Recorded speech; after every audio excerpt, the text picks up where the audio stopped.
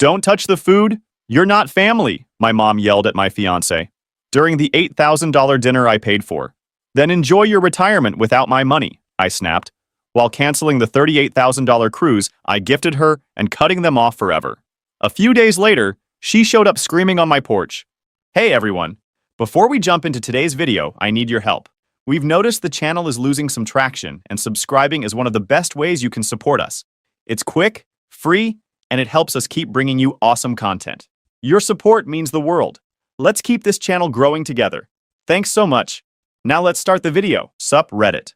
8 months ago, I learned that blood doesn't make you family. What started as a retirement dinner turned into a full-blown disaster. They disrespected me and thought I'd still pay for everything. They were wrong. Here's what went down. I, 29 male, have been grinding since I was 16.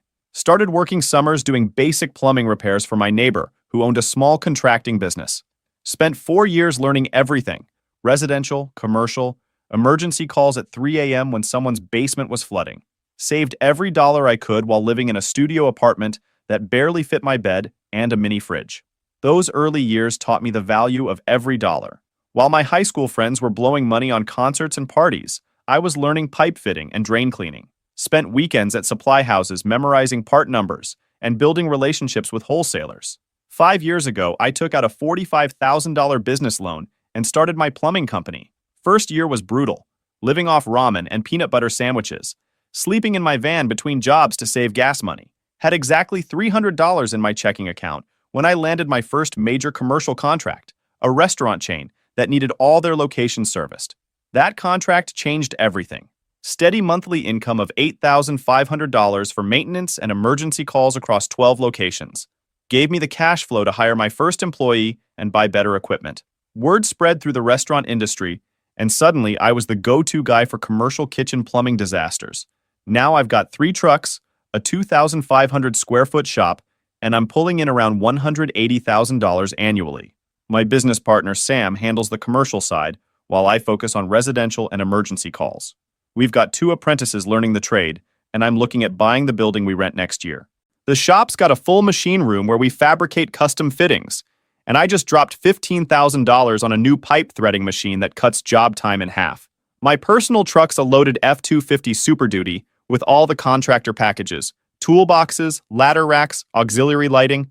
Cost me $65,000, but it's a mobile office and I write it off. My fiancée Allison, 26 female, teaches 2nd grade and actually gives a damn about her kids. She spends her own money on classroom supplies, stays late for parent conferences, and somehow manages to make learning fun for a bunch of 7-year-olds. She's everything my family isn't. Patient, kind, never acts like the world owes her something. We've been together 3 years, living together for 8 months in a decent 2-bedroom house I bought in a neighborhood that's not embarrassing. The house was a foreclosure I got for $185,000 and put another $40,000 into renovating. Gutted the master bathroom and installed a walk-in shower with rain heads and body jets. Figured if I'm in plumbing, my own bathroom better be impressive. Allison picked out all the finishes. And honestly, she's got better taste than me. The kitchen renovation cost more than my first work truck, but seeing her face when we finished was worth every penny. Here's the thing about success. Once you start making real money, family suddenly becomes very interested in your financial situation. For the past 2 years, I've been covering my parents' monthly rent of $1,400 because dad's pension and mom's government salary barely covered their other expenses. They never asked directly, but there were always hints about how tight money was, how worried they were about making rent. Being the dutiful son, I set up an automatic transfer to help them out. I should have seen the manipulation. Mom would call every month around the 25th with some story about unexpected expenses, car repairs, medical bills, home maintenance. Always just enough to make me feel guilty about having money while they struggled. Dad would get on the phone talking about how proud he was of my success, how he knew I'd take care of family. Classic guilt trip wrapped in praise. Mom Carol spent 37 years working at the motor vehicle department, and I swear she enjoyed making people miserable. She acts like those decades of government employment make her some kind of public service hero, and has opinions about everything from how I run my business to why Allison isn't good enough for me. Dad David's been retired for 4 years from his job at the post office. He spends his days watching cable news and complaining about everything from gas prices to the weather. He's not a bad guy, just completely dominated by Mom, and has been for their entire 32-year marriage. His pension is decent, around $3,200 monthly, but mom's spending habits eat through it fast. My sister Brittany works some corporate marketing job for a healthcare company, constantly throwing around buzzwords like synergizing solutions and optimizing client engagement. She's married to a guy named Brian who works in IT and actually has his head screwed on straight. Brittany lives paycheck to paycheck in a $2,200 a month apartment she can't afford, but acts superior because she has a college degree and wears business suits. She's been jealous of my success since I started making more money than her without student loan debt. She acts like she's on the Forbes Council when she's one missed paycheck from asking dad for gas money. She'll make comments about how some people get lucky in business or how blue-collar work isn't sustainable long-term. Meanwhile, she's got $75,000 in student loans for a marketing degree that barely pays more than my apprentices make. Brian's always been cool with me. He works as a network administrator for a mid-sized company, makes decent money, and doesn't pretend to be something he's not. He's one of the few people in the family who congratulated me when my business took off instead of making snide comments about getting lucky. My cousin Diego works construction and has always been the most normal person in our family. He calls out people's BS and doesn't pretend everything's fine when it's not. His older brother Brandon is a mechanic who mostly keeps to himself, but shows up for family events. Diego runs crew for a mid-sized commercial contractor. Good money when they're busy, but he's smart enough to save for the slow seasons. The problem started when I brought Allison to a family barbecue last summer. Mom took one look at Allison's casual sundress and got that pinched government employee expression she reserves for people she considers beneath her. While Allison tried making conversation about Mom's garden and offering to help with dishes, Mom gave her the cold shoulder treatment, like Allison was trying to cut in line at the motor vehicle office. Throughout the afternoon, Mom made little comments. When Allison mentioned she was thinking about getting her master's degree, Mom said teachers should focus on teaching instead of collecting degrees they don't need. When Allison offered to bring dessert to the next gathering, Mom said the family had their traditions and didn't need outside input. Classic passive-aggressive behavior designed to make Allison feel unwelcome without being openly hostile. Brian was the only one who seemed to notice Mom's behavior. He made a point of including Allison in conversations and even asked her opinion about some educational software his company was considering for employee training. Brittany barely acknowledged Allison existed, too busy scrolling through her phone and complaining about work drama. When Mom announced she was finally retiring after 37 years of dedicated public service, I wanted to do something special. Despite her attitude toward Allison, she was still my mother. And 37 years of dealing with angry people at the motor vehicle department deserved recognition. Allison and I planned a surprise retirement dinner at an upscale waterfront restaurant, followed by a week-long Caribbean cruise. The dinner reservation cost $8,200 for their private dining room with waterfront views. The whole package with premium wine selection and 5-course menu. The cruise was another $38,000 for premium everything. Balcony suites on a luxury cruise ship, specialty dining packages, spa credits, shore excursions in 4 different ports, plus the travel insurance because I'm not stupid. I spent hours researching that cruise, read reviews on every cruise forum, compared cabin locations, studied the ship's layout, wanted to make sure Mom got the perfect retirement celebration. The night of the dinner, Allison and I arrived about 15 minutes late because she'd stayed after school helping a student whose parents were going through a messy divorce. The kid was acting out in class, and Allison being Allison, she couldn't just leave without making sure he was okay. She looked incredible in this navy blue dress she'd bought specifically for the occasion. The restaurant's private dining room was everything I'd paid for and more. Floor-to-ceiling windows overlooking the marina, where you could see million-dollar yachts anchored offshore. The sunset was painting the water gold and orange, and there was soft jazz playing from speakers you couldn't see. Real linen tablecloths, actual silverware, cloth napkins. The kind of place where dinner for 2 normally runs $200 before drinks. The restaurant's sommelier had personally selected the wine pairings for each course, and the executive chef had created a custom menu featuring locally sourced ingredients. This wasn't some chain restaurant. They had a prestigious Culinary Award-nominated chef and a waiting list for regular reservations. 14 people were already seated around the massive mahogany table when we walked in. The conversation died instantly, like someone had hit a mute button. Besides Mom, Dad, Brittany, Diego, and Brandon, there were Uncle Pete and Aunt Linda, my cousins Rachel and Kevin, plus a few other relatives I only see at weddings and funerals. Brian stood up when we walked in and shook my hand. "Paul, this place is incredible. Thanks for putting this together for Carol's retirement." Allison immediately apologized for being late explaining about the student situation, and thanked Mom for including her in such a special celebration. Mom barely acknowledged her, instead adjusting her reading glasses to study the wine list like she was deciphering ancient hieroglyphics. Dad was already working on what looked like his second Manhattan, judging by the amber ring on the white tablecloth. Brittany was glued to her iPhone, frantically typing responses to some work emergency with her perfectly manicured nails clicking against the screen. She barely looked up when we sat down, even though Brian tried getting her attention to greet us properly. The server brought out the first course. The family was already digging in, making appreciative noises about the food quality. Diego was telling Uncle Pete about a job site where they'd found a 1960s time capsule, and Brandon was explaining why certain car engines are better than others.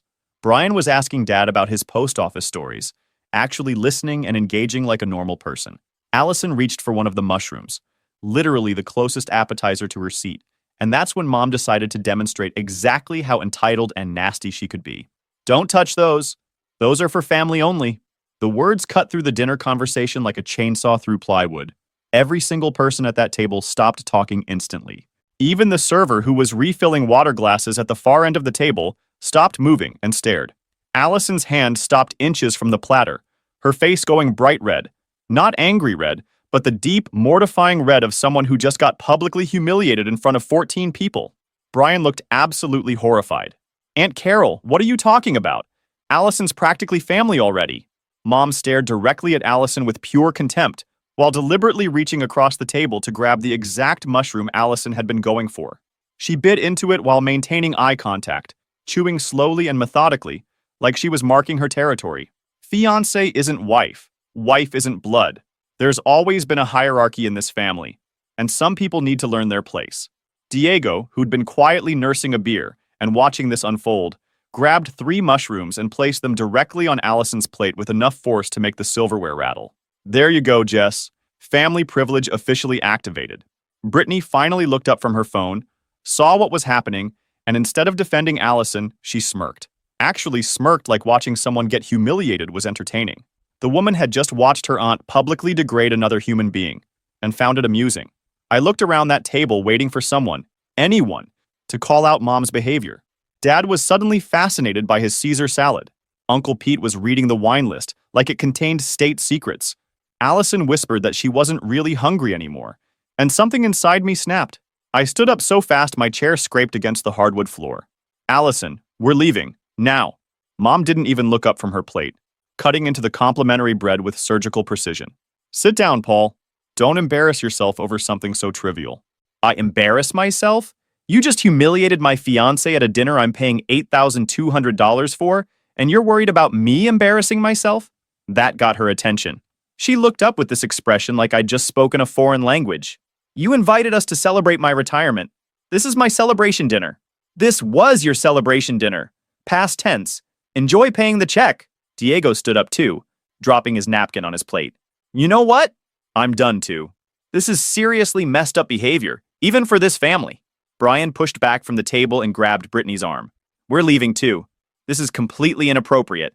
Brittany jerked her arm away. "Brian, sit down. Paul's being dramatic." "No, Brittany. Your aunt just humiliated Allison for no reason. I'm not staying for this." As we walked toward the exit, I could hear Brittany hissing at Brian to sit back down and stop making a scene. The woman who raised me had just nuked a family relationship in front of 14 witnesses, and she was going to finish her 5-course meal like it was just another Tuesday night. We stood in the restaurant parking lot. The 4 of us. Me, Allison, Diego, and Brian. Brittany had stayed inside, probably trying to smooth things over and enjoy her expensive meal.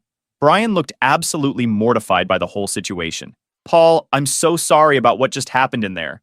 That was completely out of line." Diego was chain-smoking and shaking his head. "Your mom's completely lost it.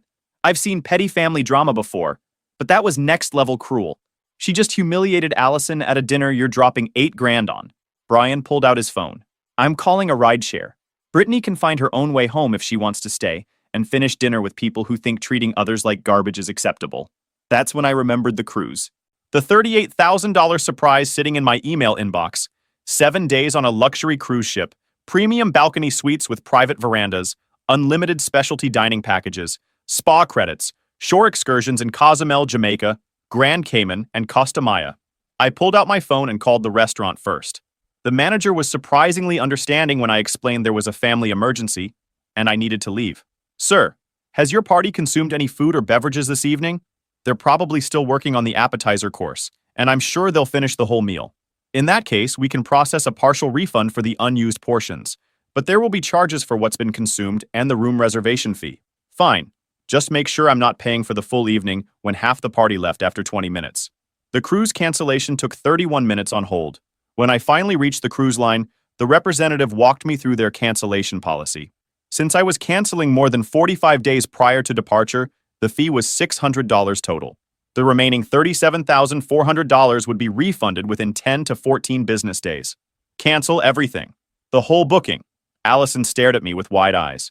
Paul, what are you doing? Taking back control. They want to act like you're not family? Fine. Family events are officially canceled. Brian's rideshare arrived, and he shook my hand before getting in. Paul, you did the right thing. Nobody should have to put up with that kind of treatment. Diego and I followed Allison back to my house. While she went to shower and decompress, Diego and I sat in my living room ordering food and discussing what had just happened. The cruise was 38 grand, I told him. Diego whistled low. Carol just cost herself the vacation of a lifetime because she couldn't control her entitled attitude for 2 hours. But that wasn't the end of the financial consequences. The next morning, I did something I should have done months ago. I canceled the automatic rent payment to my parents. $1,400 a month that I'd been covering for 2 years without them even asking. If they wanted to treat Allison like garbage, they could figure out their own financial problems. My phone started buzzing within hours. The restaurant bill, the canceled cruise, and now the missing rent payment had created a perfect storm of financial panic. By the time I turned my phone back on the next morning, I had 89 missed calls and 203 text messages. The notification count looked like something from a disaster movie. The messages started confused and panicked about the restaurant bill, but quickly escalated when they realized I'd canceled their rent payment. Paul, the rent money didn't transfer this month. Is there a problem with your bank? Then came the desperate pleading. We need the rent money by the 5th or we'll get hit with late fees. Can you send it manually? Then the financial panic really set in. The restaurant wants $7,400, and now we don't have rent money. This is a disaster. We're going to lose our apartment. But when they figured out about the cruise, the tone shifted to pure entitlement. Did you actually cancel my cruise? That was my retirement gift. You can't just take back what you promised. The most telling messages came from Brittany. You're being a jerk. Mom made one comment and you're punishing the whole family. Now they can't afford rent because you're having a tantrum. I called Brittany back around noon. Paul, thank God. You need to send Mom and Dad the rent money today. They're panicking about making their payment. Why don't you send it? What? I can't afford $1,400 a month. You know I have my own bills. Then I guess they'll have to figure it out themselves. You're being completely heartless. They raised you, supported you, and this is how you repay them? By cutting them off financially over some stupid dinner drama? Brittany, Mom publicly humiliated Allison in front of the entire family. If you think that's acceptable behavior, you can cover their expenses yourself. I told you I can't afford it. You make more money than anyone in the family. It's your responsibility. It's not my responsibility. I'm not their father or their employer. I was helping out of kindness, and they showed they don't deserve that kindness. Brittany was quiet for a moment, then came back with pure venom. You're an ungrateful little shit. After everything they've done for you, and you abandon them over your precious girlfriend's hurt feelings. She's my fiancée, and I'm done with this conversation. I hung up and blocked her number too. That afternoon, my phone rang from Brian's number. Paul, it's Brian. Look, I wanted to apologize for Brittany's behavior last night and this morning. She's been going crazy trying to figure out how to help your parents with rent. She's been pressuring me all morning to cover their $1,400 rent payment. She says it's a family emergency, and we need to step up since you're being unreasonable. And what did you tell her? I told her it's not my responsibility to pay rent for her parents. I never agreed to financially support her extended family, and I'm not starting now. Good for you, Brian. That takes guts. She's been screaming at me for 2 hours about family loyalty and stepping up when people need help. But Paul, I work hard for my money, and I'm not paying rent for people who can work and support themselves. Over the next few days, the family pressure campaign intensified. Uncle Pete called to lecture me about family obligations. Aunt Linda tried the guilt trip approach about Mom's years of service. Even some cousins I barely talked to were weighing in about my heartless behavior. But the most satisfying part was watching Brittany's marriage start to crack under the pressure. Brian told me later that she'd been having screaming matches with him every night about the rent money, calling him selfish and unsupportive. She couldn't understand why her husband wouldn't just write a check to solve the family crisis. For 3 weeks, things were relatively quiet on the family front. Mom and Dad had apparently figured out their rent situation, probably by downsizing or finding cheaper housing. Brittany had stopped calling, and I thought maybe they were finally getting the message. Allison and I decided to plan our own vacation with some of the money I'd gotten back from the cruise cancellation. Nothing as elaborate as the original cruise, but a nice week in the Florida Keys that we could actually afford. We deserved some time away after all the family drama. The morning we left for the airport, I took a selfie of us at the gate with our boarding passes. Both of us were grinning, excited for our first real vacation together. I posted it to social media with the caption, "Off to paradise with my favorite person." Sometimes the best trips are the ones you plan yourself. We boarded our flight, turned off our phones, and didn't think about my family for the entire week. When we landed back home and I turned my phone on, I had 147 notifications. The family nuclear war had exploded across social media while we were gone. Mom had somehow gotten access to my social media post and shared it in some family group chat, spinning a completely false narrative. She was telling everyone I'd literally stolen her retirement cruise and was now flaunting it on social media. Half the family thought I'd actually taken her vacation and was rubbing it in her face. They were calling us selfish, ungrateful, and cruel. Someone had tracked down Allison's photo sharing account and was leaving nasty comments calling her a homewrecker, and worse.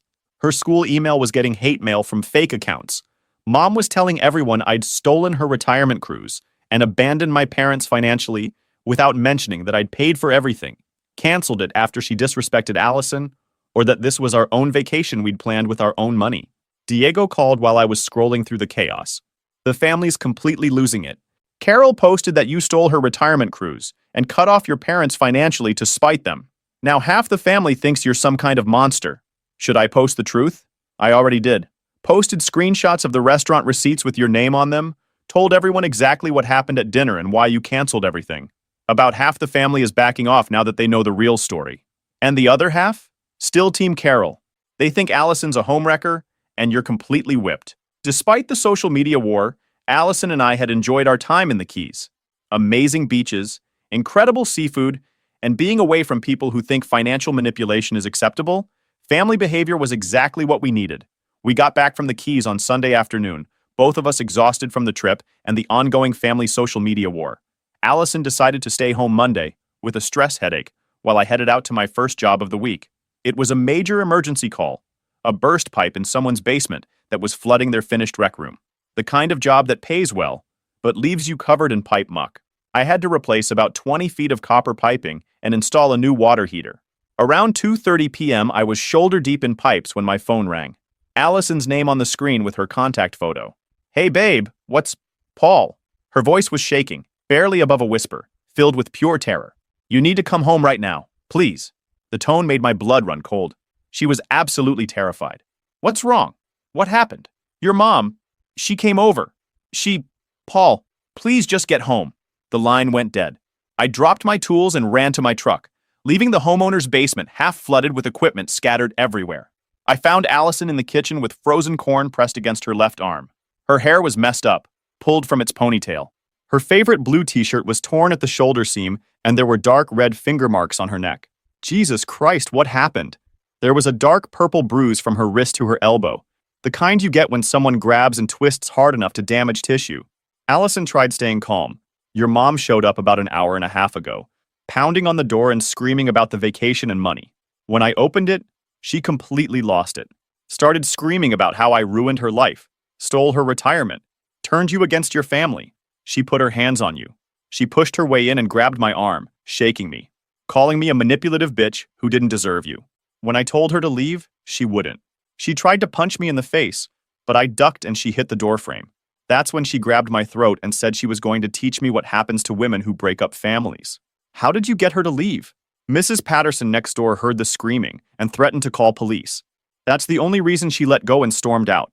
I called 911 immediately. 2 patrol cars arrived within 15 minutes. Officer Rodriguez and Officer Thompson spent over an hour documenting everything.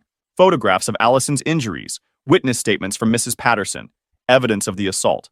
Based on the physical evidence and witness statements, We have clear grounds for felony assault charges due to the strangulation. You can also file for a restraining order. I want both. I want her arrested, and I want her to stay away permanently. After the police left, I called Mom. She answered immediately. Paul, thank God. You put your hands on Allison. You came to my house and physically assaulted my fiancée. She's lying. I never touched her. I saw the bruises. The police have photographs. You called the police on your own mother? You're not my mother anymore. Mothers don't commit felonies against innocent people. I hung up and blocked her number. Diego arrived 30 minutes later with takeout and wine.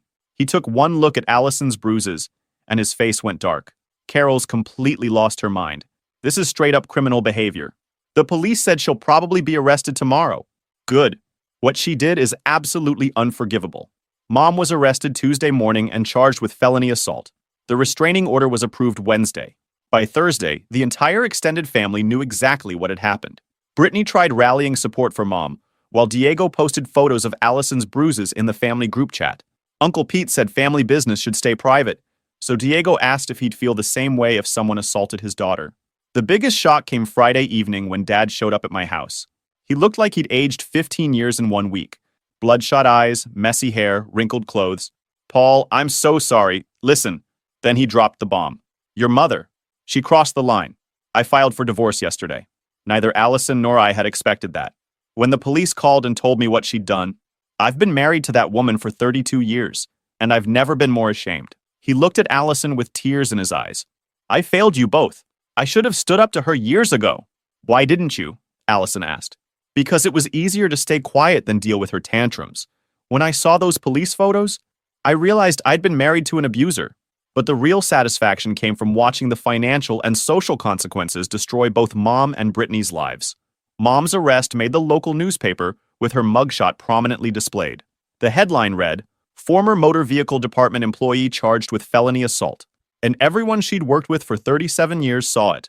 The state pension board launched an investigation and ultimately revoked her retirement benefits, meaning she lost both her pension and health insurance coverage. The criminal conviction came with a $5,000 fine, 200 hours of community service cleaning parks and highways, and mandatory anger management classes twice weekly for 6 months. But the civil lawsuit was where I really got my revenge. I hired an attorney, a personal injury specialist, who took our case on contingency. The civil suit included assault, battery, intentional infliction of emotional distress, medical expenses, and loss of earnings from Allison missing work. Mom had to hire her own attorney at $400 per hour just to defend herself. The civil trial was brutal. We had photographs, witness testimony, police reports, medical documentation of Allison's injuries. Mom's attorney tried arguing it was just a family dispute that got out of hand, but the evidence was overwhelming. The jury awarded us $47,000 in damages, plus $18,000 in legal fees. Mom had to sell her beloved luxury SUV to pay part of the judgment. She liquidated her 401k and took the early withdrawal penalties. Dad's divorce attorney was relentless in the property settlement. He got alimony, half the house equity, half the pension, and kept his own retirement accounts.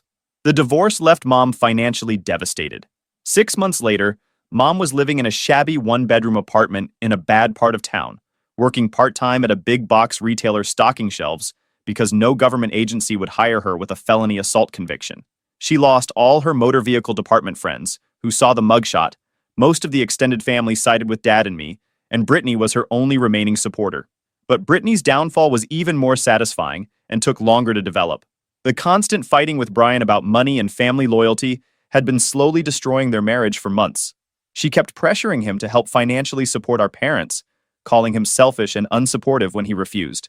Brian told me later that Brittany would come home from work every day ranting about the family situation, demanding he write checks to solve problems that weren't his responsibility. She'd scream at him for being heartless, compare him unfavorably to other husbands who stepped up for family, and threatened to leave if he didn't start contributing financially to her parents' situation. The breaking point came when Brittany started working late frequently, claiming she had important projects that required overtime. Brian got suspicious when her stories didn't add up. He called me 8 months after the restaurant incident with news I wasn't expecting. Paul, I wanted you to hear this from me first. I'm divorcing Brittany. What happened? I caught her cheating. She's been having an affair with some guy from her marketing department for 4 months. When I confronted her with the evidence, she said it was my fault for not being supportive enough during her family crisis. Brian told me he filed for divorce. The best part? They had a prenup, and it was ironclad. Brian had insisted on it before marriage. Brittany had signed it thinking she'd never need to worry about it. But now it meant she walked away from the marriage with nothing but her personal belongings and credit card debt. Brittany tried desperately to save her marriage, promising to end the affair and go to counseling. But Brian was done. He'd spent months being called selfish and unsupportive while she was cheating on him. With nowhere else to go and no money for her own place, Brittany ended up moving in with Mom at Aunt Patricia's house, Mom's younger sister. Two bitter women crammed into Patricia's small two-bedroom place, both of them broke and blaming everyone else for their problems. Meanwhile, my life kept getting better. Allison and I got married. Dad walked her down the aisle at our wedding. The wedding was everything we wanted. Small ceremony at a vineyard outside town, reception for close friends and family who actually supported us. Diego was my best man, and his speech had everyone in tears. It was hilarious and touching at the same time. Allison's pregnant now, and Dad's excited about being a grandfather. He's been in counseling for over a year, working through decades of enabling Mom's abusive behavior. He's actually happier than I've seen him in years. My business is thriving. We bought the building last year and hired 3 more employees. I'm considering opening a second location across town, and Sam's handling most of the day-to-day operations, so I can focus on growing the company. The restraining order means Mom can't attend any family events. She couldn't be at our wedding, can't visit when her grandchild is born, and won't be welcome at holiday gatherings. She made herself a stranger to her own family because she couldn't treat Allison with basic human decency for 2 hours at a dinner I paid for. Brittany lost her husband, her home, her comfortable lifestyle, and her dignity, all because she thought she could manipulate and pressure people into bankrolling her parents' bad behavior. Sometimes the best revenge is just stepping back and letting toxic people destroy themselves. Did you enjoy my story? What a journey it has been. I truly wonder, what would you have done if you were in my shoes? Would you have chosen silence to keep the peace, or would you have done what I did to reclaim your dignity? Let's meet in the comments below. I'm so curious to hear your thoughts. I'm reading every single one. Which city are you listening from tonight? If my story resonated with you, you can support me and help me bring more stories like this to the world by sending a super thanks. Your sweet support means the world to me and allows me to continue this journey with all of you. On the screen now, you can see 2 new life stories that I highly recommend you watch next. There are so many more on my channel, each with its own lessons and triumphs. Don't forget to subscribe and click the notification bell so you never miss a new chapter.